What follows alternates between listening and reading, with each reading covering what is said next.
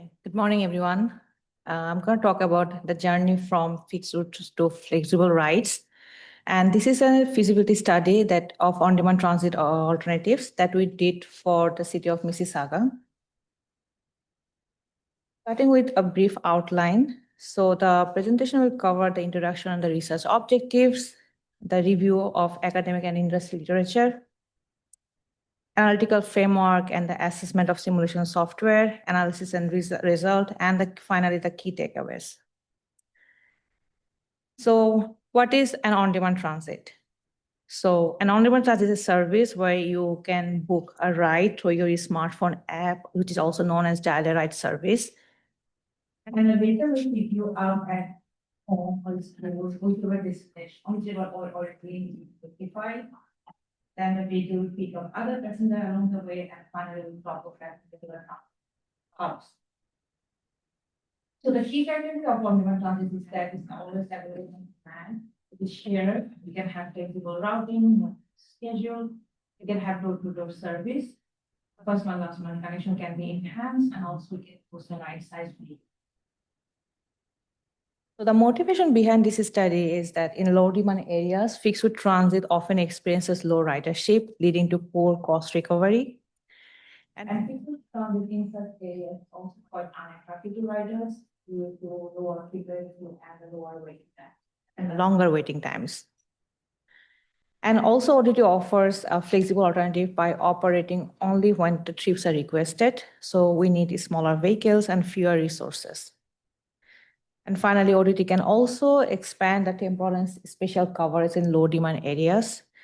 It can enhance the first mile, last mile connections in the areas where the fixed route transit schedule is not synced with the regional transit schedule and so on. So the objective of this research is to explore the feasibility of on-demand transit in the context of suburban network design and to compare alternative ODT service models. So a quick overview of the literature. So for the literature, we looked into around 30 case studies around the world. And the literature is basically, we separated it in two sections. Is it loud enough? And one is the academic literature, which covers the ODT services and the TN Select services. Another one is the industry practice, which covers the feasibility studies and the evaluation studies. So in Canada only, we reviewed studies from different parts of the Canada, for example, from Ontario, Alberta, British Columbia, and so on. So identify the number of research gaps.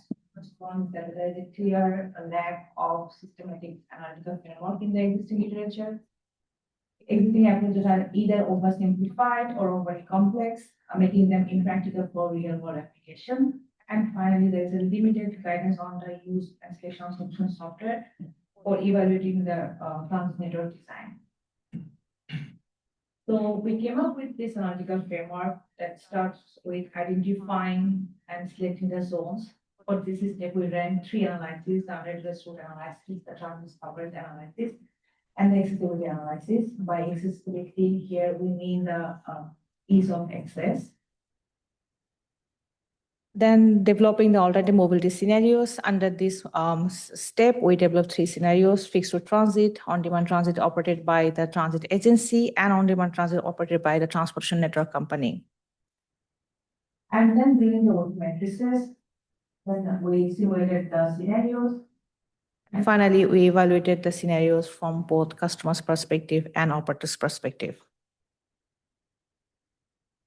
So to simulate the scenarios, we looked into different softwares. We, for example, looked at Pixel, Insa, Master, and so on. We looked at whether we can model ODT like services, whether we can integrate fixed route to on-demand transit, whether we can integrate fare, or sort of the stock configuration and performance metrics we can model. So we looked at those features. Finally, we selected video system to kind of check all the criteria. So the analytical framework, we applied that analytical framework in the city of Mississauga suburban networks. Citizens that are known to put and food based on almost 62 rules and over 450. So the first step of the knowledgeable framework is the identifying and creating the zones. So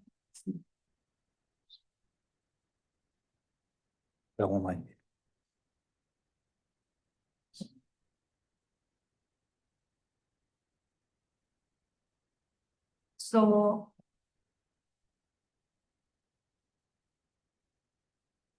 so for approach for zone selection,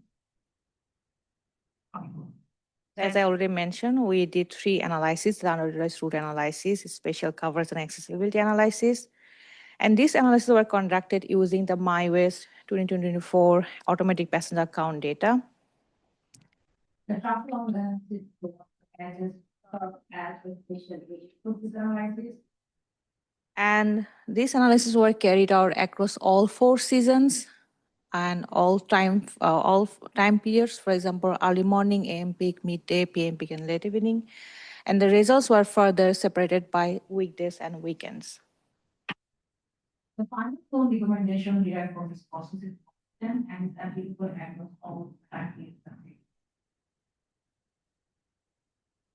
I'm going to show you some brief results from the analysis. First one is from the underutilized route analysis. You can see the routes that were identified as underutilized on a typical weekday. And then on the spatial coverage analysis, this is also an example for typical weekday. The yellow ones highlighted are the areas that need transit coverage. And finally, the accessibility analysis. We did 2 levels of accessibility analysis. First, accessibility to the job access and to discretionary services. In the final step, we aggregated all the maps and all the results from all these stages, and we came up with this map which shows the areas that can be benefited from ODT services. And we presented this map to the MyWay team. And finally, we came up with 3 zone recommendations. First one is a zone 1, which is a Mirabel zone. And second one is a airport corporate center. And the final one is a zone 3, Clarkson Port Credit zone. So these 3 zones we came up with. And we're going to test the ODT scenarios for these zones in the next steps. And for the interest of time, I'm only going to show the result for. When you move your head, it goes back and forth. So speak into the mic. Okay. A little bit louder if you A can. little louder too. So for the interest of time, I'm only going to present the results for the Clarkson Port Credit zone. So the next step of the analytical framework is to develop the alternative scenarios. For these steps, we analyze the household, population, trip, and transit characteristics of each of the zones that I shown earlier. And this helps us to understand the demand patterns to service by providing the visual the travel behavior. And this also carried out with the conversation data. This is also known as the TTS data. So this is a lot of information that we got from the TTS data, but the ones that we really focused on are the number of interzonal trips happening within the zone, and also the scope of first mile, last mile connection within the zone, because the Clarkson Port zone is served by 2 primary GO station, Clarkson GO and Port Kit GO. So there was a substantial number of trips were going from the zone to the stations. So we finally came up with 3 alternative mobility scenarios. First one is the fixed route transit, which is in operation or existing. Then the on-demand transit operated by MyWay, the on-demand transit operated by a traffic agency. And on-demand transit operated by a TNC, the Transportation Network Company. So the target market is to fulfill the existing demand for this study. This is the typical weekday demand of September 2024. So under this ODT services, we assume that the fixed routes will be fully or partially replaced. Service hours would be same as the existing fixed route transit hours, and service type would be door to door. And for this study, for ODT by My Way, we considered a vehicle type of 8-seater van, and for ODT by TNC, we consider a 3-seater car. These sites will be determined through the simulation output. And we have multiple KPIs from different perspective. Under operator's perspective, we have the cost. So we want to look into the total cost and subsidy per passenger. Then from passenger perspective, it's journey time. And for community impact, we look into the number of vehicles required and also the vehicle traveled.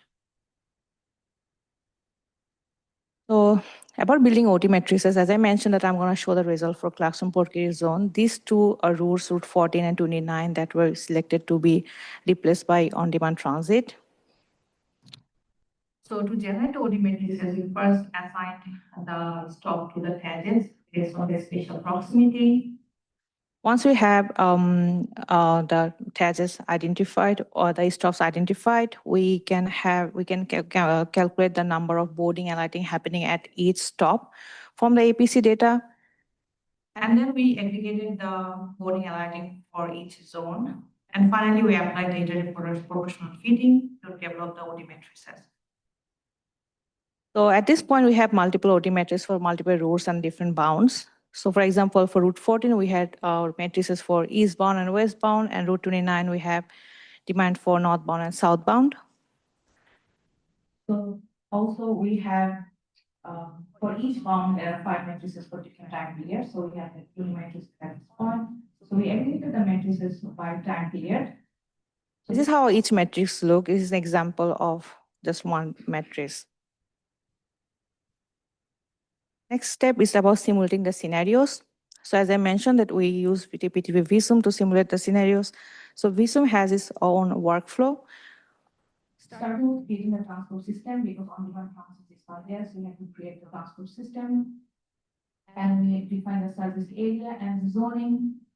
Then we imported the OT metrics, and then to run the typical generation module. So typical generation module is basically a module that converts the zone level demand to node level demand. Like it aggregates disaggregate the zone level demand to trip request. And the tour planning, which takes the trip request from the previous module and transfers it to the dispatcher. And the dispatcher will determine which available vehicle would pick up or will serve as the best. So the last 2 modules that I mentioned, the trip request generation and tour planning, these are the modules that that are available in PTV Visum.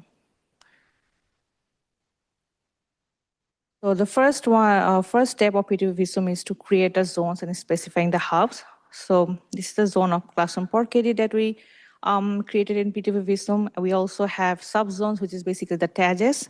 And we also specified the station, which is the Clarkson station and Port Carey station for this zone. So once we specify the zones and the hubs, we can run the trip request generation module, for which we have to import the OT metrics. We can also specify the temporal demand distribution. And then we can also specify the time fields for which time we're going to run the trip request generation. We can also specify the description of passenger. For example, for our case, we specified that 90% of the trips will have 1 passenger and 10% of the trips will have passengers. And after we run the trip request generation module, the results look plots look something like this. It's just the straight lines just showing the trips going from one point to another point. And at this point, we have a few outputs. For example, for each trip, we have the number of passengers in a trip. We have the request creation time, these are departure time, and a few more. We have run the trip planning module. Under trip planning module, also we can again specify parameters. For example, you can see you can set the number of vehicles required. Because for our case, the goal is to determine the number of vehicles required, so we kept it here. And then we can also set the number of seats per vehicle. Then we can also set the parameters related to the detour time and detour factors. And we can also specify holding areas. So holding areas are ones where the tour of the vehicle starts and ends. So for this zone, we specify the holding areas as the Clarkson Go and the Port Carey Go. So once we run the tour planning module, we see something like this. This plot is showing the tour of a vehicle that starts from the holding area and ends at the holding area. Again, at this point, we have number of outputs, we have number of vehicles required, we have vehicle distance travel, passenger distance travel, average occupancy of the vehicle, wait time, journey time, and so on. The last step is a scenario evaluation. So we looked into the costing for the operator's perspective. So we looked at the subsidy per passenger. So for fixed route, the subsidy per passenger, we used the equation is equal to total yearly cost divided by total number of passenger divided by number of service days minus fare. We had multiple inputs, for example, inputs related to capital cost, cost or number of buses operating on the route, vehicle lifespan, discounting rate, end of service value. And under operating cost, we had vehicle hours, cost per vehicle hour. For subsidy per passenger for ODT by MyWay service, the equation and the inputs are pretty same. But here we also used some outputs from VSUM as input, for example, the vehicle required, daily vehicle hours, and vehicle kilometer traveled. Then ODT operated by TNC. We also calculated subsidy by taking the sum of base fare plus distance kilometer travel for each passenger, multiplied the cost per passenger, and divided by total number of passenger minus fare. So to get the numbers for the cost per kilometer, we use the Uber online fare calculator. So in the fare calculator, you can specify the time, origin and destination, and it gives you the fare for this trip. So we use that fare to calculate the costing of ODT operated by TNC for our study. So finally, the results. This is the result for the Mirabel zone. I would like you to focus on the subsidy per passenger. So you can see for this zone, the ODT either operated by TNC or MyWay can meet the same level of demand as the fixed route transit as the lower cost. And ODT by MyWay had the least subsidy. And for customers' perspective, as I already mentioned, we looked into the journey times. So the level of service is as follows. It's best for ODT by TNC, followed by ODT by MyWay, then fixed route transit. We also look at the community impact. So for this study, we found that ODT by TNC generates the highest vehicle kilometer travel and the highest vehicle required. And the little clock or airport operating center is a bit different from the level. As we can see in this zone, the ODT by TNC has emerged as the least cost effective, is the most cost effective option. And the results related to journey time and the community impact showed the same trend as the previous zone. And finally, the results from the classroom Borgate Center. So for this zone, the fixed route transit has been the most cost-effective option with the least subsidy per passenger. And the journey times and the community impacts trend has been the same as the previous zones. So we also looked into the situation, like what happens if we introduce the same level of service for all the passengers. So in that case, we can see that in that case, ODT by MyWay will be the most cost-effective option. So we also run sensitivity analysis of subsidy versus demand for ODT. And for the fixed route. So this is an example for the Meadowvale zone, only AM peak. So as you can see, the y-axis showing the subsidy per passenger with respect to the demand level. So here, the orange line is showing the subsidy per passenger for fixed route transit, and blue one showing the subsidy per passenger by MyWay.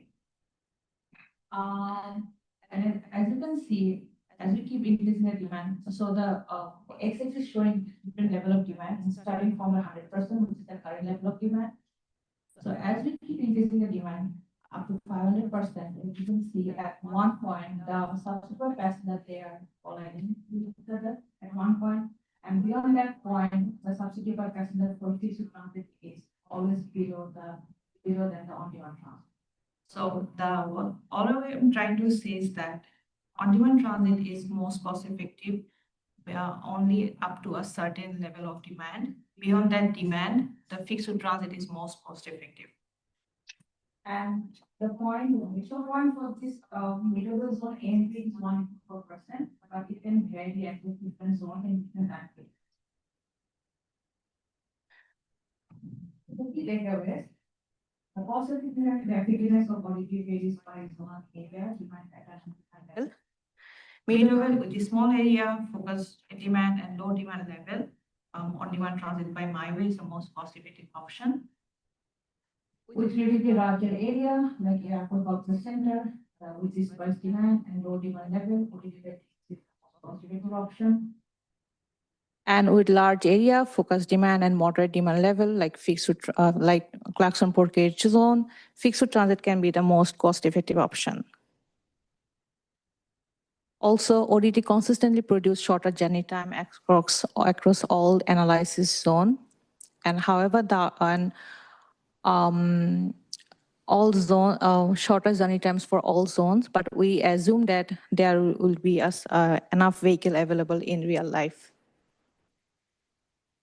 And ODT specifically with TNC generates additional vehicle kilometer traveled and potentially raising the congestion and greenhouse gas emission, but we did not assess the impact in this study. So this is from my side. Thank you, everyone.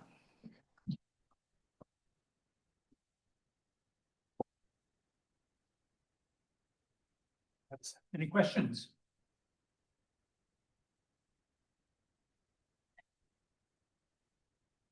Hey, thanks very much for your presentation. I might have missed something.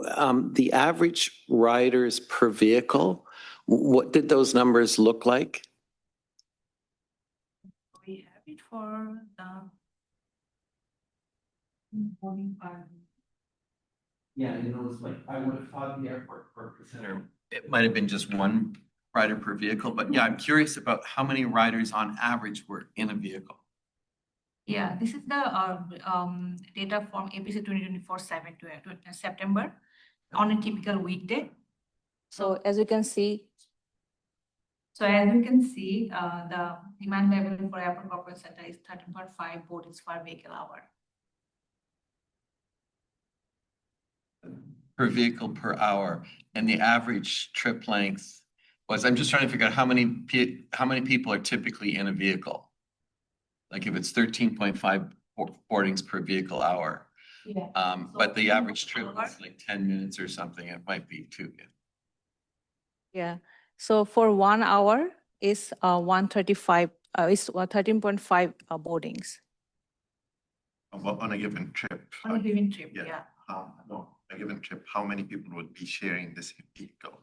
Like, is this something you produced? Oh, no, it's not something that I used. But I can tell you, like on typical day in AM peak, the demand is around 200 people between 6 a.m. to 9 a.m.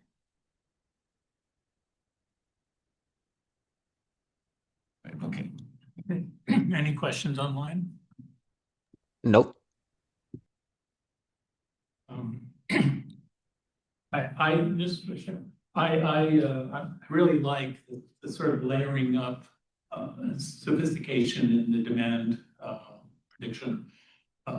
Most systems just use a flat 10 boardings per hour, or more typical reality is probably 4 boardings per hour. But so I like the building up. But did in the end, the best solution was the same for all 3, or was it? It was not.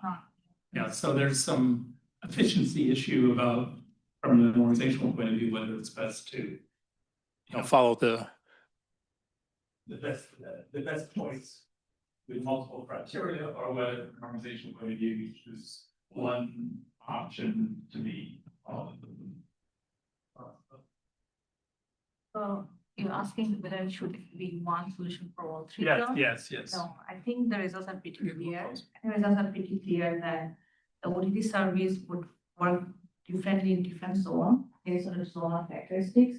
We have to look into demand, how the demand is dispersed, and demand level. We have to look everything and also the zone characteristics to identify which service. Okay. Okay, thank you very much. Oh, Just one brief one.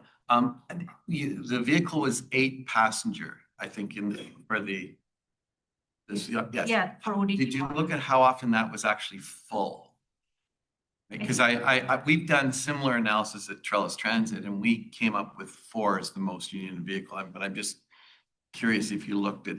Yeah, the most could be the highest could be the situation where the vehicle is full, so it would be 8 passengers. Right. But if you look at the average occupancy, it will be hover around like 2 or 3. Right.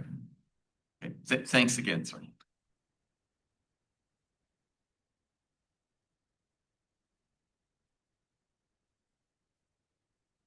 okay, we're going to switch gears now and delve into electric bus optimization. So our speaker will be Kareem Othman. He's a postdoctoral fellow at the Pennsylvania Lab. His research interests include public transit operations, electric buses, multimodal corridors, traffic management, and ITS. Kareem also dreamed about becoming a Formula One driver, but he ended up doing transportation research. Sorry. Okay.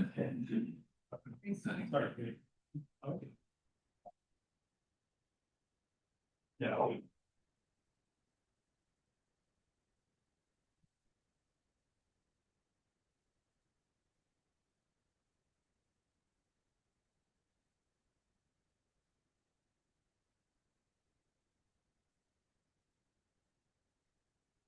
Thanks, Brandon. Can you hear me online? Yes, Kareem, we can hear you. Okay, thank you. All right, so you know about the Formula One, the Formula One dream. Now I'll talk about electric buses. So I have 2 back-to-back presentations about electric buses.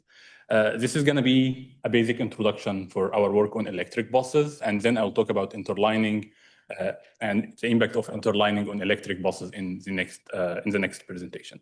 So basically, for this presentation, I'll talk about the decision support tools we developed. I think you heard about the TAL e-bus. So I will explain how we developed the TAL e-bus, what's behind the TAL e-bus, and we actually have the platform or the dashboard currently running online. If you want to use it, you can actually Google TAL e-bus and you will be able to check it online. Right. So when we started this work, we had the scope actually consisted of 3 main tasks. The first is to predict the energy consumption rate. And then we moved one step further. What happens to the fleet sizing? If you currently, let's say, the TTC has 2,200 diesel engine buses. How many electric buses do you need if you decided to electrify your entire fleet? So we'll start from energy prediction to fleet sizing, and then we will end up with some sort of guidelines. If you decided to electrify routes now, which routes to select to actually minimize this sort of fleet expansion as a result of electrification? So we have 3 main targets. First is prediction, then fleet sizing, and then some sort of guidelines, and we'll end up with the TAL e-bus dashboard, and this is going to be the last thing I will present in my presentation. So the main motivation behind this work is that usually manufacturers will provide you with just one number for the bus range. In real life, the bus range will change based on a large number of factors, the number of stops, the conditions. If you are in the winter, the bus range might be different compared to the summer, then the passenger loading, how many passengers are on board, and so on and so forth. So we actually need some sort of prediction model to give you some idea about what is the expected energy consumption under certain conditions. And this was the main motivation behind our electric bus work. And when you look at the literature or generally in academic studies, you have 2 types of studies.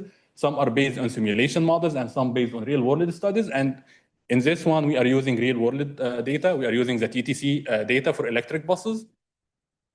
And in this slide, I'll explain the data or the fleet we use. So basically, our data is coming from the TTC electric bus fleet. and this bus fleet is consisted of 60 electric buses. We have 10 BYD buses, 25 new flyer buses, 25 Proterra, and actually the TTC deployed these buses in 2019, and at that time, the TTC was the agency with the largest electric bus fleet in North America. So this buses, as I mentioned, has been operating since 2019 as part of the TTC Green Bus program, and this program is targeting full electrification by 2037. And yeah, we are trying to do full electrification, and the city plan is to actually transform to full electrification by 2040. This is the City of Toronto plan. And actually this emphasizes the need for our prediction model. And in this study, we are using the average energy consumption rate for the TTC fleet from 2019 up to 2021. So basically the entire prediction model is based on the data from 2019 up to 2021. And these buses are operating in 48 bus routes. Okay, so I will start by comparing the energy performance across the different seasons across the different bus types. So we have 3 bus types. We have New Flyer, Proterra, and BYD. And in this box plots, we can see the distribution of the data, or in the y-axis, you have the energy consumption rate, and then you have 3 box plots for every diagram. The blue bar here are showing New Flyer energy consumption rate, the green one are showing Proterra, and then the red ones are showing BYD. And what I'm interested in is the pattern across the different seasons. So here in this box plot, you can see the summer data, and then you have the fall spring, and then the winter data. Then when you look at New Flyer and how it varies from across the different seasons, you will see that New Flyer has pretty much a consistent energy consumption performance across the different seasons. On the other hand, when you look at Proterra and BYD, the energy consumption significantly increases in the winter. So basically in the summer and fall, the energy consumption is pretty much the same, but when you look at the winter, the energy consumption significantly increased compared to the previous 2 seasons.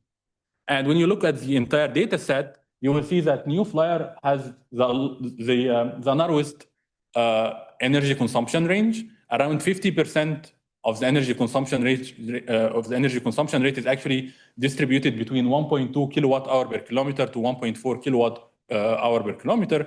On the other hand, you will see that Proterra and BYD has higher distribution or higher variation in the energy consumption rate.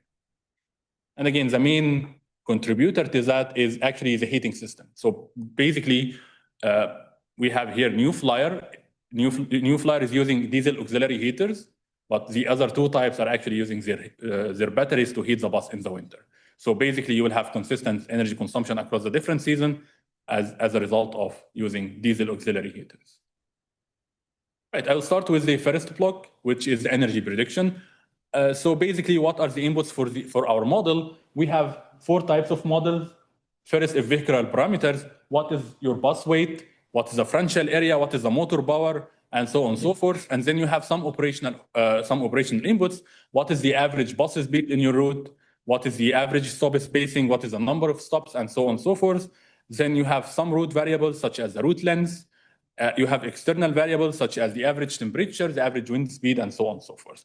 So basically, typically, these data are actually known or available at the planning stage. If you are planning for electric buses, you actually have access to all this information beforehand. So we ran our prediction models. Again, this is machine learning models. We ran random forest, XG host, and so on and so forth. So what I will highlight, or what I will focus on here, is the Chapman.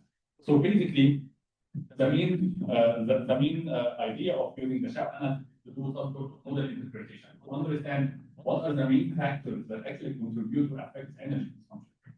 So basically, from this figure here, we can see that the 2 main factors are actually the average temperature and season 2. Basically, this season 2 is the winter, which means that basically weather-related variables are the main factors affecting your energy consumption. And it actually makes a lot of sense, given that in Canada, in the summer, we have very hot conditions, and in the winter, we have very cold conditions.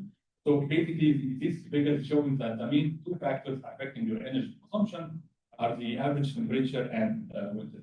Basically weather-related parameters. And I will conclude this part. So we have seen that the energy consumption rate varies from season to season, varies from one bus type to the other bus type. And we also have seen that the temperature-related variables are the main variables affecting the energy consumption rate. Then we start looking forward for what happens if you decided to electrify routes. So again, the main issue is that electrification is actually challenging given that you have limited bus range. For the case of diesel engine buses, this was not an issue, but now it's becoming an issue. So there is a common term that's actually appearing now. It's known as range anxiety, and transit agencies that actually operate or using electric buses are actually using this term, range anxiety. And the main question here, or what is the impact of electrification on the required fleet size? So for example, in the city of Toronto, the TTC is using overnight depot charging. We have no opportunity charging at all. So basically your bus will actually charge one time a day, and this is overnight. So the main question is that if you decided to electrify your fleet, for every diesel engine buses, how many electric buses you need? This is the main question we are trying to answer here. So again, we are using the TTC data, and there is a two sets of equations we are using here. So basically, you are offering transit to serve passengers, right? So this is if you are familiar with how you schedule or how you estimate the number of transit units for diesel engine buses, this is basically the same. You estimate the frequency based on the passenger loading at the maximum loading section, and this is the traditional or the common equation used for estimating the fleet size, or for estimating the frequency for diesel engine buses. And then you can estimate the headway, and then you can estimate the number of transit units needed by dividing the cycle time over the headway. Again, these are the typical equations used for diesel engine buses, and you need to make sure that your electric buses will follow the same equation to offer the same service for your passengers. But on the other hand, you have a new limitation, which is your energy limitation. Your buses will not be able to just do an unlimited number of rounds all the time. You are limited to the battery capacity. And here, you have another set of equations for the energy limitations. So basically, you estimate the energy consumption per cycle. If you have the cycle length and you have the average energy consumption in kilowatt hour per kilometer, you can multiply these two values to get the energy consumption per one cycle. And then you estimate how many cycles you can complete in one fully charged. So for every bus, we are assuming that we are using 85% of the capacity. So this is actually the available energy. So you divide the available energy by the energy consumption per cycle, which is this value. So you can estimate how many cycles your bus can complete in one fully charge. And based on the headway information, you actually know how many cycles in total you want to offer in your route, right? Like if you know that your headway is 10 minutes, you know how many cycles you want to complete in a full day, basically. So you can estimate the number of transit units you need to actually overcome this energy limitation by dividing the total number of cycles you want to offer in your route by the total number of cycles every bus can complete. So you can estimate a new number of transit units. And at the end, the number of transit units you need is actually the maximum of these two values, this one and the one for the energy limitation.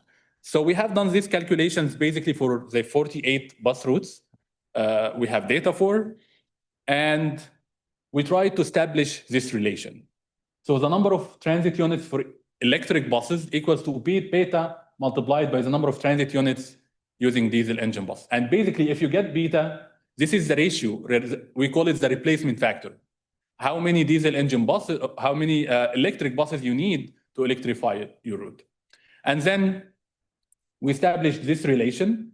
So in the x-axis, we are showing the diesel fleet size. This is the required number of diesel fleet size. And in the y-axis, we are showing the required electric bus fleet size. And for every data point, this is the total fleet size required to offer your service in a certain bus route. So basically for this data point, let's say for this data point, if you are using diesel engine buses, you actually need around 18 diesel engine buses.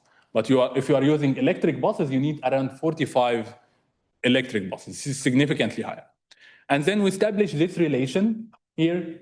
This relation is telling you that on average, your fleet size will increase by 1.34. So basically, if you decided to electrify a certain route, and this route is currently served by 10 diesel engine buses, you need 13.4 electric buses to offer the exact same service. And again, we can see that it varies from one bus type to from one bus route to the other, but in general, the 1.34 is a replacement factor. All right. But as I mentioned before, the energy consumption varies per season and it varies per bus type, right? So we expect that this ratio will also vary per bus type and will also vary per season. So in the next few slides, I will show the distribution across the different bus types and across the different seasons. So basically, this figure is showing you in the y-axis here, we have the replacement factor, and then we have BYD buses, Proterra, and New Flyer, and then we have three plots here. The first one is for the summer, the second one, the green one, is for the fall, and then the winter. And we can see that for BYD, the replacement factor in the summer is around 1.2. And it's pretty much the same in the fall and spring, but in the winter, it actually jumps to 1.8. And then for Proterra, this ratio moves from 1.2 in the summer to around 1.4 in the winter. And for New Flyer, it moves from 1.2 to around 1.3, 1.35 in the winter. Again, this figure is also showing us one important conclusion. So if you decided to electrify your fleet, what are the conditions you will follow? Will you follow winter conditions or summer conditions? Because if you decided to follow the winter conditions, you will have a portion of your fleet remaining idle, unused in the summer and fall. So this is something you need to actually take into consideration in the planning phase. And for, let's say, for BYD buses, around 58% of the additional fleet will remain idle in the summer and fall. It will not be used, basically. On the other hand, for Proterra, this percentage actually is decreased to 22%. And then for New Flyer, it's around 18%. And again, if you decided to electrify based on the current conditions, let's say in the DTC we have 2,200 diesel engine buses, you can actually use this number to estimate what is the estimated fleet size for the case of electric bus. Right, so for this part, we have seen that on average, again, this is on average, we have around 34% increase in the fleet size in case of electrification, and the percentage of idle fleet will actually vary depending on the bus type. But then the question we had, okay, if we are planning now, what do we want to do? We are looking for routes that has a replacement factor of 1. So basically, for every diesel engine bus, you replace it with 1 electric bus. And if we look at this figure here, this is the same figure I showed in the last, just in a minute ago. We can see that the data points are have 2 colors. We have the blue colors and we have the green colors. Green colors are actually for routes that has a replacement factor of 1, meaning that if you currently operate with 10 diesel engine buses, if you decided to electrify a route, you need 10 diesel engine buses, 10 electric buses. So basically, you will replace your fleet with the exact same number of diesel engine buses. And in the next few slides, our main objective was to actually capture the characteristics of these routes that achieve a replacement factor of 1. So you replace 1 diesel bus by 1 electric bus.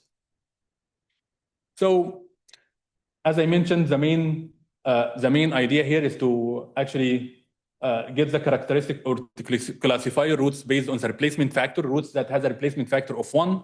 These routes will have no fleet expansion. This is what you want to do. And routes that has a replacement factor that's higher than 1, and these routes require fleet expansion. And this is the 2 categories, and the main objective is to actually find the properties of the routes that has a replacement factor of 1. So we have done some sort of hypothesis testing. We have t-testing. I will show some box plots to compare the characteristics of the 2 bus routes. So basically, this figure is showing the average bus speed in the y-axis here. And for the 2 box plots, this is routes that has or that does not require fleet expansion. And this is routes that actually require fleet expansion. And we can see that if you want to achieve or to be closer to no fleet expansion, you will choose routes with lower operating speeds. So basically what this figure is telling you is that if you want to minimize your replacement factor, choose routes that operates with low operating speed. And it actually has an explanation. It's a long explanation. We have a full study published on why this is happening. If you are interested, I would be happy to share it with you. And then we can look at the other characteristics. So basically here, the route length So this figure is showing you that to achieve no fleet expansion, you actually choose buses with short route lengths. And we can keep going with it. So for example, this is the headway. The figure is telling you that basically the headway is not a significant factor. So the distribution of the headway for the two classification is basically the same. And then when we talk about the number of stops per direction, you also try to choose routes with lower number of stops in both directions. Then we have tested a lot of parameters. I'll just not get into all the details. And we have few conclusions. If you are electrifying your routes and you want to achieve a replacement factor of 1, try to choose routes with low operating speed, short route lengths, low number of intersections per kilometer, low number of stops per kilometer. And this actually concludes this part. And now I'll take you to actually explore the dashboard. This dashboard, if you are interested, this is the website. It's available online. You can scan this QR code, but the best experience will be using your laptop. Try to use your laptops when you are using it, just for a better experience. So this is basically the dashboard. And when you open, this is the interface you will see when you open the dashboard. It will actually give you two options, either to explore the Toronto network or to predict the energy consumption for a certain route with the certain characteristics that you have. So basically, let's start with the first one. This is the Toronto e-bus. When you click on it, this is gonna be the face you will see or the map you see. You have a map with different bus routes, the TTC routes operating here in Toronto. And if you click on any of these routes, let's say we clicked on this route, this is Finch West. It's giving you the route ID. It's giving you the expected or the predicted net energy consumption rate, the expected fleet size. So if you decided to electrify your route, you will need 36 electric buses, but they are currently operating with 27 electric buses. So it gives you information about the required electric bus, the required diesel bus, and then the replacement factor. This is basically the ratio between the electric bus and the diesel bus. And then you can change the conditions. You have the filter bottom. You can change your bus type. You can change the season from this filter, and this map will automatically update based on the conditions you have. Okay, let's say you have a different route with certain characteristics that is not in Toronto, and you want to predict the energy consumption for it. You can use the other tab. You can press on prediction, and then you will have this interface. Say here you can give some information about your route, the headway, then the cycle length, the daily ridership, some information about the bus, what is the bus brand, what is the bus battery capacity, what is the bus age, curb weight, what is the season, what is the average temperature. And once you click predict, you will actually get some information about the net energy consumption rate, what is the number of diesel engine buses that will offer you the service on your route, what is the expected electric buses, what is the maximum e-bus range, and what is the expected replacement factor, and whether your fleet will actually require fleet expansion or not. So yeah, I will, this is gonna be for future work, which is gonna be the next presentation. So we have seen that electrifying your fleet will end up with around 1.34% increase in the fleet size. So the question is how to reduce this replacement factor. Can we actually reduce this replacement factor through some sort of operational strategies? So we can actually do that through interlining, and we will see this in the next presentation. Well, I will stop here for now. Kareem, I have 2 online questions. Kareem, can you hear me? Yes, I can hear you. We have 2 online questions. The first one is, will the replacement factor worsen during the winter? Yes. So basically, let me get back to the slide. So this figure is showing the replacement factor for the different bus types across the different seasons. And we can see that, for example, for BYD in the winter, it's actually 1.8, but in the summer, it's 1.2. So basically, it moves from 1.2 in the summer to 1.8 in the winter. The same for Proterra and New Flyer. So basically, what happens is that your replacement factor increases in the winter compared to the summer and fall conditions. Okay. The second question is, Does the calculations include the spares ratio? Include what? The spares ratio, the backup buses, I guess. Oh, no, that doesn't. We are just working with the operating buses. So we are not including that. Okay, thank you. Questions here?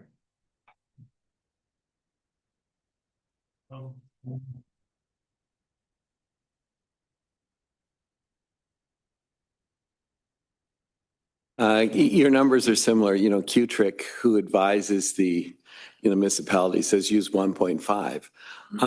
Did you look at routes, like there was some talk, the LRTs are wearing out, the tracks running all night, mostly empty, like Broadview had to be dug up, I think 5 years after they put it down. And they're talking about running using e-buses after 7 p.m. or whatever to save the tracks. But the problem is the charging time, and I didn't see a direct discussion of the amount of time the bus has to be out of service in order to charge. And I noted that you mentioned about the diesel. I think all the new Toronto buses are ordered with diesel heaters.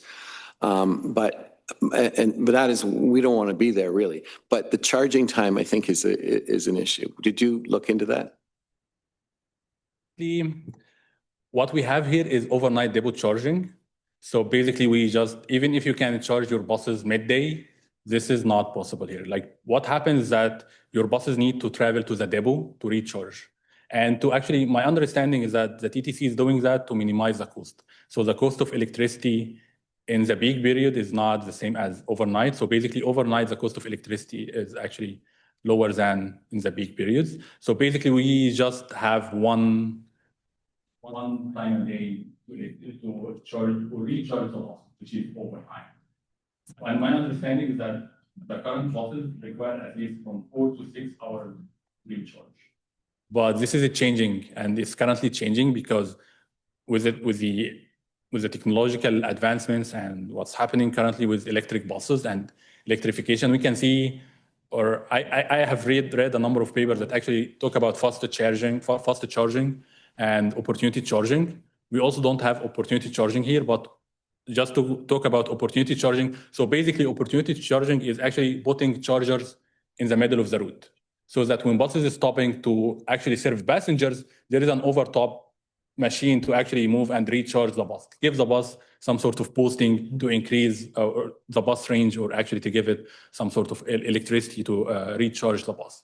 But so far, based on the data we have and the conditions we have, we are using the TTC data, so we are using the TTC conditions. So we basically have just overnight depot charging. We have one chance to recharge the bus, which is overnight, off service.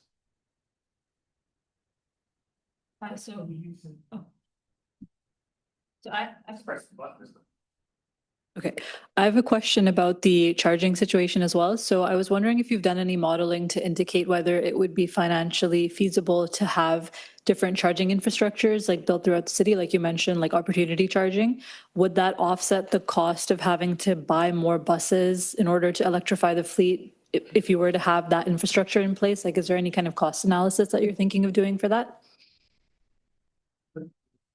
Finding user work to do.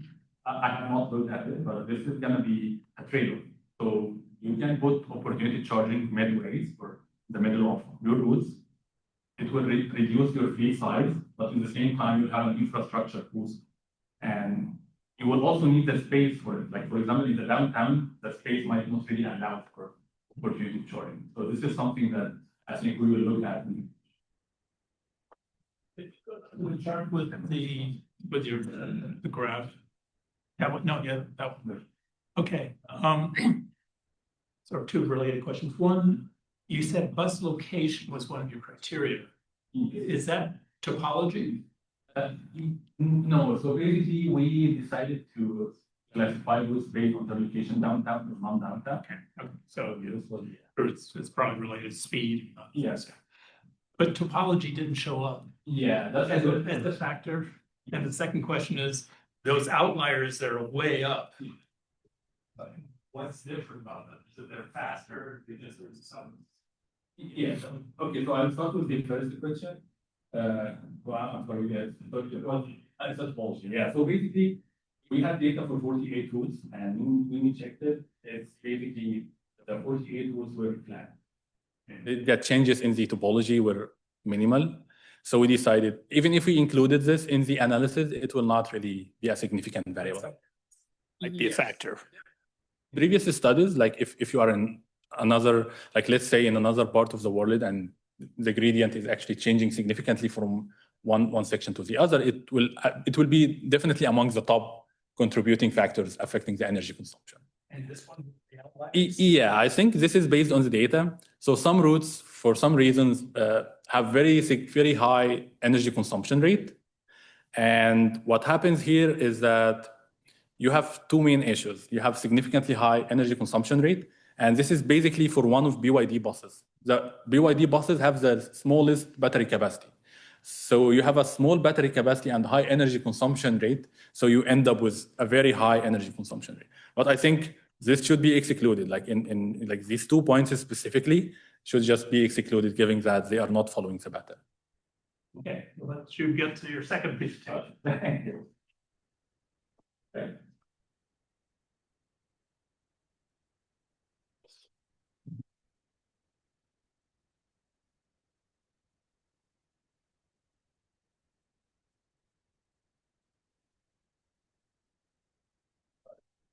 So now I'll move on to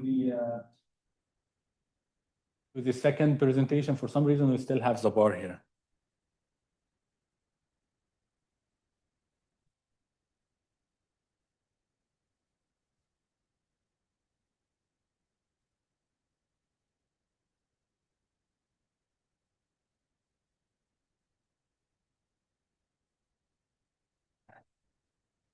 Right.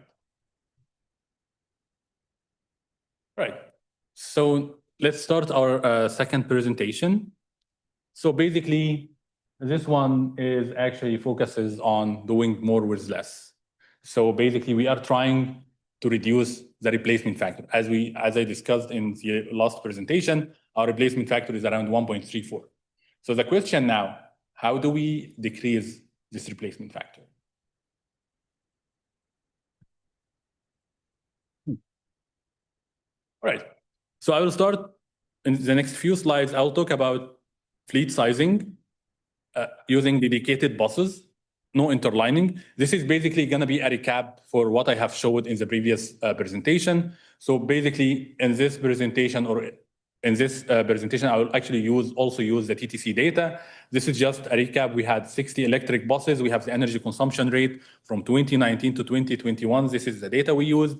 And the main issues, the limited bus range, and so on and so forth. So the main question now is becoming, what is the expected fleet size with interlining? So previously we were expecting, or we were doing no interlining. Now with interlining, can you actually reduce this replacement factor? This is a question. Right. Again, this is a recap. Those are the equations we previously used to estimate our fleet size. And this is basically what we used here to estimate the fleet size requirements. And our replacement factor was around 1.2. All right, so let's talk about interlining first, and then we will talk about interlining for electric motors. So before I start off, I will just talk about interlining for conventional diesel engine buses. So basically, interlining is a strategy that actually focuses on scheduling a transit unit to switch between different buses. So basically, in this image, you have two bus routes, the orange bus route and the blue bus route. What happens here is that these two routes has a common terminal.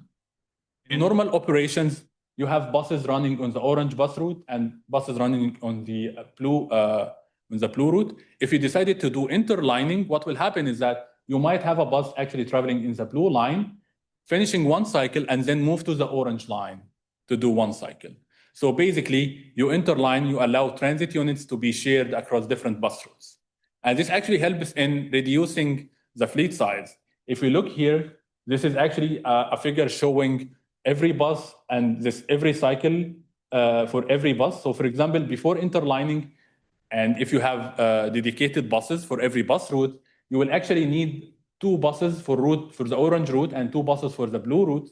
But if you decided to actually do interlining and adjust your schedule, do some sort of schedule adjustment, you can actually offer the exact same service using 3 buses instead of 4 buses. Again, in theory, there's a lot of a lot of details in between, but I'll just not get to all. All right, so basically interlining is often done to actually reduce the required fleet size, reduce the unused terminal time, and actually reduce passenger transfers. But here we will focus on the first one. We are trying to reduce the number of vehicles for electric buses, or for the case of electric buses. Okay, let's start talking about interlining for electric. Okay, let's assume a condition. We have a bus route, and this is our bus route, and the route length is 30 kilometers. Your energy consumption is 2 kilowatt hour per kilometer. And let's assume that you are offering your service with New Flyer bus. New Flyer bus has a capacity of 400 kilowatt hour, and this is the entire capacity. Again, this is just an example. This is not a real world condition. I'm just showing an example to show where is the opportunity for interlining. Okay, let's assume that we will not use the entire capacity of your bus. We are using 80% of the capacity. This is going to be the available capacity. It's 0.8 multiplied by 400. So the available capacity is actually 320 kilowatt hour. And then, as I mentioned, your bus route is 30 kilometers. The energy consumption is 2 kilowatt hour per kilometer. So for every cycle, your bus route is 30 kilometers, and you need to complete one cycle 2 ways. So you multiply by 2, and then your energy is 2. So then you multiply it by 2 to get the energy consumption per cycle. So this is the total energy needed to complete one cycle. It's 120 kilowatt hour. Then your bus actually has 320 kilowatt hour, and you need 120 for every cycle. So you can estimate the maximum number of cycles your bus can complete. You just divide these two values, the 320 by the 120. So you need 2.6 buses. Your bus can actually complete 2.6 cycles. So in this case, where you actually plan your bus to do 2 cycles or 3 cycles, you will plan for 2 cycles, right? If you decided to plan for 3 cycles, your bus will not be able to make it for the third cycle, right? So here, your maximum number of cycles is 2. You can just offer 2 cycles using this bus. And then, in that case, what is the energy used? So basically, you are doing 2 cycles, and every cycle you need 120 kilowatt hours. So basically, you're actually using 240 kilowatts, right? But what is available is 320. In this case, you have an unused energy of 320 minus the 240. You have a large portion of your battery capacity being unused, right? So you have 80 kilowatt hour being unused. How can you use it? You can assign this bus to a different bus route, to a shorter bus route with better or lower energy consumption rate to offer the service. Here is where interlining comes. You can actually use this portion of unused energy in a different bus routes. So basically, as you see here, you have around 80 kilowatt hour unused, which is around 25% of your battery or your battery capacity being unused. So in case of dedicated operations, you have a large portion of your battery capacity being unused, and your bus will have to go to the depot for recharging. But here is the room for interlining. Instead of just being energy unused, you can assign your bus to another bus route with different characteristics. Right. So again, this is just a recap. We have around your unused energy around 25%, and the main question, how to utilize the remaining energy? And here you need to assign to a different bus with different lengths, different energy consumption, and you can do that through interlining. Right.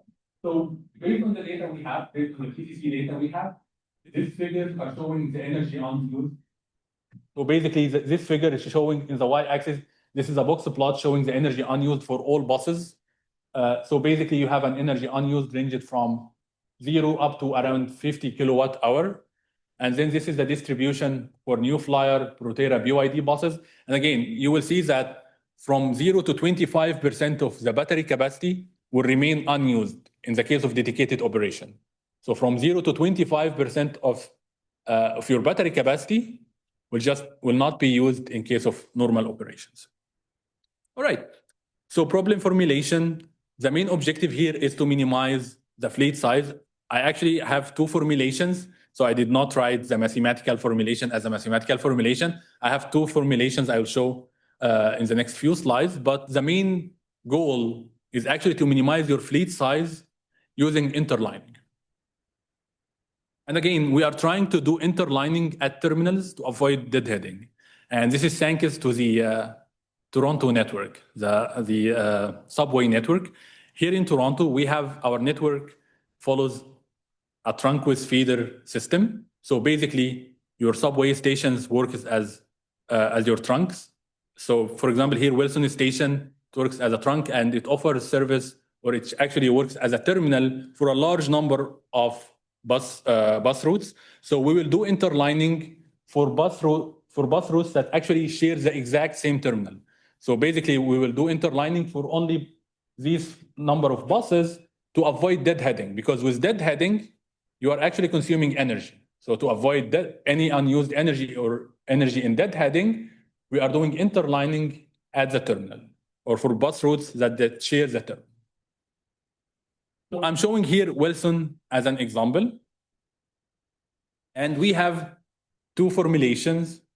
I will show you some real world analysis for the Toronto network. I will actually show you the calculations for two routes and what's happening and how interlining will actually save buses. And then I will do some sort of theoretical analysis to actually do a deeper or dig deeper, or what are the characteristics of routes to interline and what is the opportunity for interlining. So let's start with the first case. I'll start from the real world condition and how it works. So basically, we will focus on Wilson Station. We were lucky as 4 of these. Can you see here? We have a large number of bus routes that actually share Wilson as a terminal station. And 4 of these routes were actually part of the pilot, the TTC pilot project, electric bus pilot project. So we already have energy consumption data for these routes. So we will consider interlining for route 29, 96, 120, and 165. And we will see if interlining will actually give us some opportunity for fleet reduction. All right. Okay. So I will focus on 2 routes. In this slide, I'll focus mainly on 2 routes, route 120 and route 96. And we will assume that we are doing interlining only for these 2 bus routes. And we are using new flyer buses. This is the capacity, 400 kilowatt hour. And we are using alpha of 0.8, which means that what is offered, the energy offered is actually the 0.8 multiplied by the 400. So you actually have 320 kilowatt hour available to use. So in normal conditions, this is the route. First, we have the cycle length in kilometers. So route 120 is 21 kilometers, and route 96 is around 47 kilometers. Then you have the energy consumption. Then you have the number of cycles. Again, this is in case of dedicated operation. If you remember, I had a table showing 2 calculations or 2 set of equations for estimating the required electric fleet. This is basically following these equations to estimate the number of transit units, the required number of buses, and basically the number of cycles per day, the energy consumption per cycle, number of cycles every bus can complete, and then the number of buses. So basically for route 120, you need 4 buses, and for route 96, you need 24 buses. So this is in case of dedicated operations. You have no interlining, you have nothing. But you can actually estimate the energy used for every bus and the energy unused. So for every single bus, so here we have 4 buses. For every single bus, this bus will go to the depot with around 50 kilowatt hour being unused. On the other hand, for route 96, you have 24 buses. Every single bus will go to the depot with around 27 kilowatt hour being unused. Okay, so let's try to actually interline these 2 buses. So this is just a summary of the calculations. This is the energy consumption per route. The energy consumption needed per cycle. So basically, you have the cycle length, you have the energy consumption for the 2 routes. This is the number of cycles you want to offer in one full day. So in route 120, you need to offer 38 cycles per day. And for route 96, you need to offer 116 cycles per day.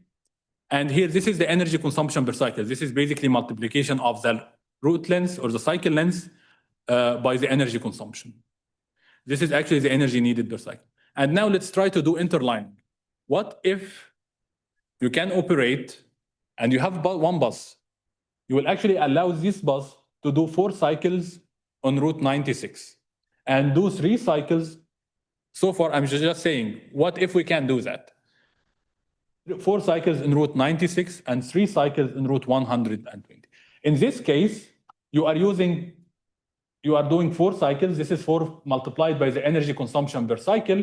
The energy consumption for Route 96 was 58.6, and then 3 cycle multiplied by 27, which is the energy consumption per cycle for this route. So here, you actually used around 317 kilowatt hour. So in this case, your energy unused, the remaining unused energy is around 2.44 compared to 15 in the case of dedicated operation and 27 for the other route, right? So we can see a significant reduction in the energy unused. And you know what? What does it mean to have lower energy unused? You have lower number of buses, right? You can offer the service with lower number of buses. So here is the opportunity for interlining. So we decided to actually do a full optimization problem for Wilson Station. And we have seen that if you decided to do interlining between Route 165 and Route 120, in case of no interlining, you need 29 buses. In case of interlining, you actually need 28 buses. You just take 1 bus. On the other hand, if you decided to interline Route 96 and Route 120, you actually save 2 buses. So if you decided to do this in the network level, you will actually end up with major savings. So basically, in the next few slides, I will show you what will happen if you decided to do interlining at the network level. And then, as we see here, we have seen that if you did interlining between these routes, you can save 1 bus. If you did interlining between these routes, you can save 2 buses, right? So it seems that interlining can actually save the buses, but it actually varies from one condition to the other, right? So in the next few slides, I will also explain how to do interlining to actually minimize the required fleet size as much as you can. So the question now, what are the route characteristics to interline together to achieve the lowest number of electric or fleet size needed to offer your service? Right.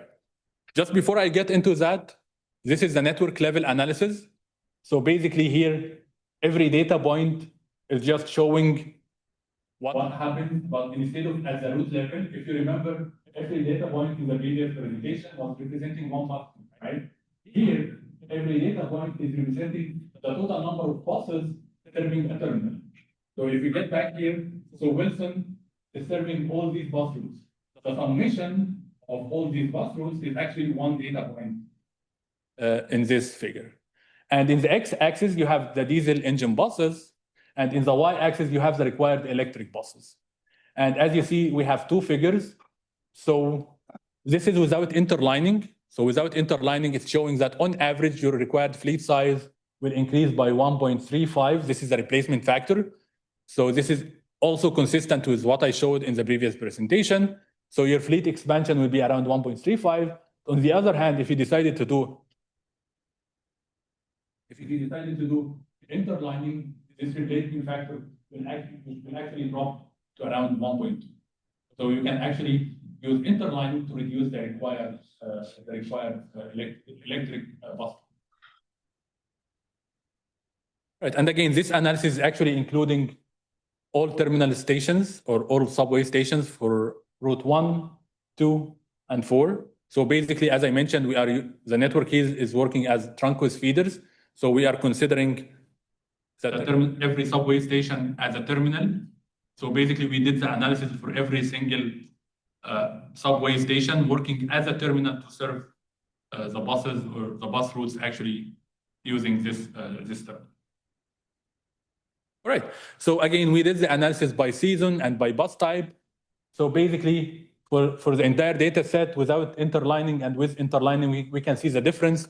Your replacement factor will drop from 1.35 to around 1.2. And then across the different seasons, summer, fall, winter, and on average, interlining will save 15% of your fleet.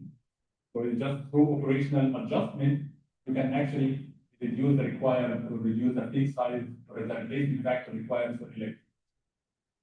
And again, this is the same for what if we did it for BYD, New Flyer, Proterra across the different seasons. This is going to be here. Again, the same conclusion, around 15% reduction in the replacement factor. But now the question is, to increase the opportunity of interline, or increase the benefits of interline, which bus routes should you interline? If you have 2 long bus routes, should you interline them 2 short bus routes, or long with short bus routes? This is the question now. Based on the conditions for every single bus route, how to actually do interlining to maximize the opportunity for interlining to actually reduce or achieve the minimum or to minimize the required fleet. So here we have done a sensitivity analysis between 2 routes. So from now on, I'll just talk about if we have 2 routes and we are doing interlining for 2 single bus routes. And we considered different bus lenses or different route lenses, L1 and L2. We are considering bus routes from 10 kilometer up to 70 kilometer. So 10, 20, 30, this is for route 1. And what if route 2 has the same lenses? And again, this is a full factorial design. You can call it a full factorial design. So you have L1 and L2. So you actually test different scenarios. What happens if you are interlining 2 routes with different lenses, 10 and 10, 10 and 20, 10 and 30, 10 and 40, and so on and so forth. And then what happens if you have different battery capacities? What happens if you have different bus types? And these bus types have different battery capacities. We are using alpha. This is the ratio or the percentage of usable energy. And then what happens if you have different headways, H1 and H2, headway for route 1 and headway for route 2 at different values, low frequency up to high frequency, energy consumption from low energy consumption up to high energy consumption. And we have around 4.5 million data points, or we can say 4.5 million scenarios. And we analyzed it, and we will see the results in a minute. Okay, this is still a work in progress. I'll just show you some early results. So this figure is for a certain condition, for a condition where your battery capacity is 400, and T1 and D2 is actually the number of cycles. So basically, we are assuming the headway, we have low frequency service. The total number of cycles you want to offer in one full day is 38 for route 1 and 38 for route 2. C1 and C2 is energy consumption 1 and energy consumption 2. This is the energy consumption rate. And here in this figure, we are varying L1 and L2. This is the relation between the required, or this is the relation between the route length for route 1 and the route length for route 2. And the heat map is showing the fleet reduction. This is the absolute fleet reduction. And just to make it easier, here we have the percentage of fleet reduction. And what do you want to do through interlining? You want to maximize the fleet reduction, right? So you will choose routes or you will choose conditions that achieve the highest fleet reduction.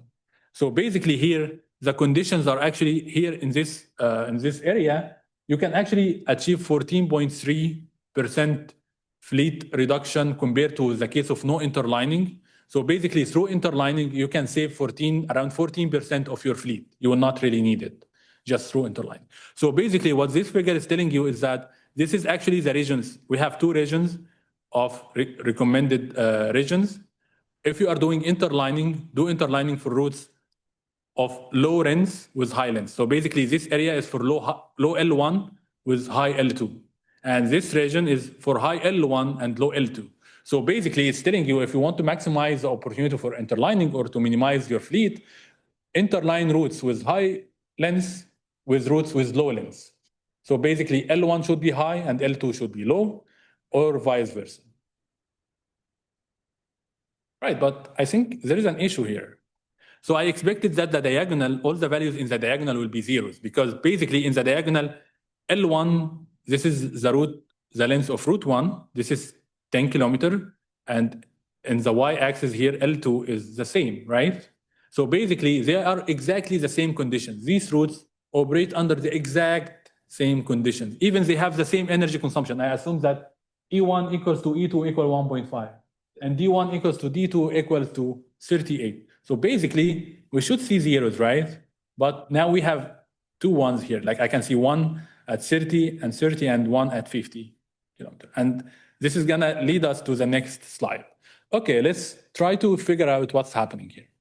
I'll take this data point and I will analyze it further.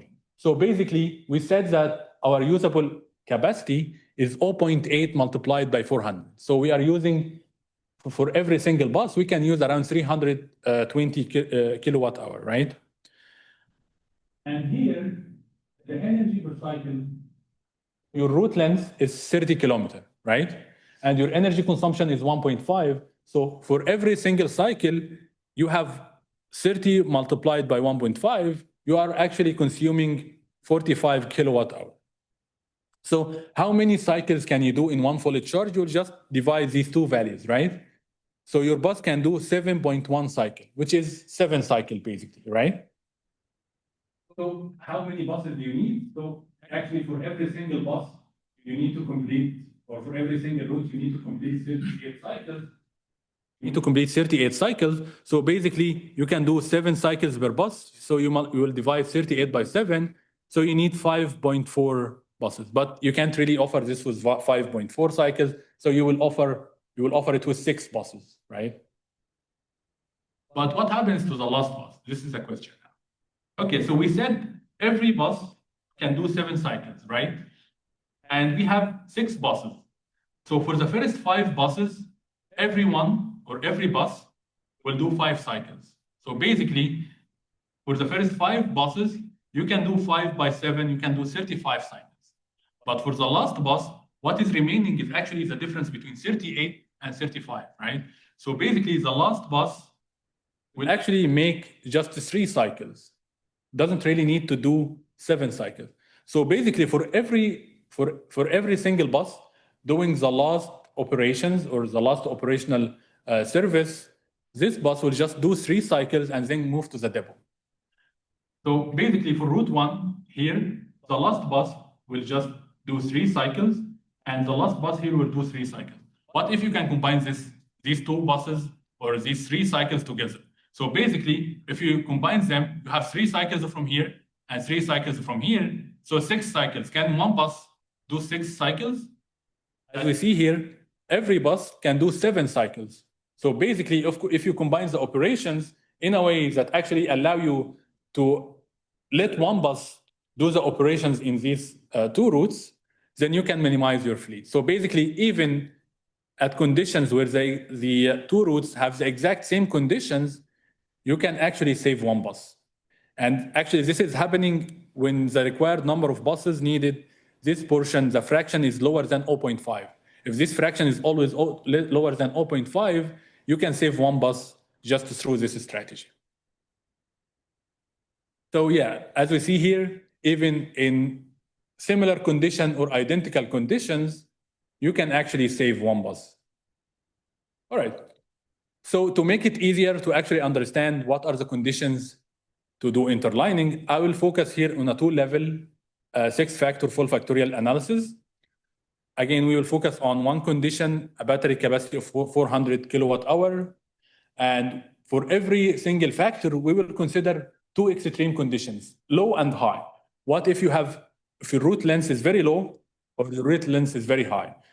Let's assume that the route length is 10 kilometers or 50 kilometers. And instead of 10 and 50, we'll just substitute with -1 plus 1. So basically, -1 is for low values, +1 is for high values. And the same for the remaining factors. And when we look at the main factor plot, this is just showing so in the y-axis here, this is the main effect, which means a fleet reduction. In the x-axis, you have the factors. I'll just not explain this figure for one reason. When we look at the significance at the ANOVA, all the variables are insignificant. So basically what this tells you is that if you are doing interlining and you're considering just the route length of route 1, it's going to be insignificant because interlining will be affected by the route length of route 1 and route 2. So you need to include the interaction between route 1 and route 2. So you don't really need to look at isolated features, but you need to look at the interactions between the features. And this actually leads us to the interactions. This is the interaction plot. It's very complex to explain, so I will jump into the next slide. It's easier and it will show the interactions. So basically, this is the interaction plot. I will not explain it all. I'll just focus on two figures. So basically here, in the y-axis, you can see the percentage of leak reduction through interlining. In the x-axis is L2, the length of root 2. It's moving from the -1 to the low length, +1, the high root length. And you have two figures here, or two lines. One for L1 equals to -1. This is for low root length, and the other one for high root length. Just to make it easier, we have 4 data points. These data points showing you the root length of root 1 and root 2. This is if you are doing interlining for short with short, short root with short root, long with long, short with long, long with short. So long bus route, short bus route, and so on and so forth. So to actually achieve the highest level of reduction, you will choose routes with these characteristics. So basically, if you are doing interlining to maximize the fleet reduction, choose or interline long routes with short routes, or short routes with long routes. And this is the same figure, not the same figure. This is another figure developed for the energy consumption, and it's actually showing you the same. If you are doing interlining, do it for routes with high energy consumption with routes with low energy consumption, or routes with low energy with routes with high energy consumption. And when you look at the level of significance here, if you develop the ANOVA, you will see that again, the isolated effects or the main effects are insignificant. But when you look at the interactions, some of the interactions will start to show up as a significant variables. And you will also see that in the previous model, we developed a linear model. The R square was 0.1. Now it jumped from 0.1 to around 0.7. And then we developed three-way model and four-way model. And we can see that with the increase in the number of interactions, your regression model is able to actually explain more and show you how interlining is working. And again, this is not finalized yet. This is still a work in progress. Even the models I showed are still need to actually exclude the insignificant variables. So this is still a work in progress. We have future work. We'll do a 3-level 6-factor analysis and even a multi-level 6-factor analysis. And that actually concludes my presentation. Thank you. Thank you. Okay, Karim, we have an online question. Any questions online? Yes, we have one question. So the question says, did any of the modeling vary the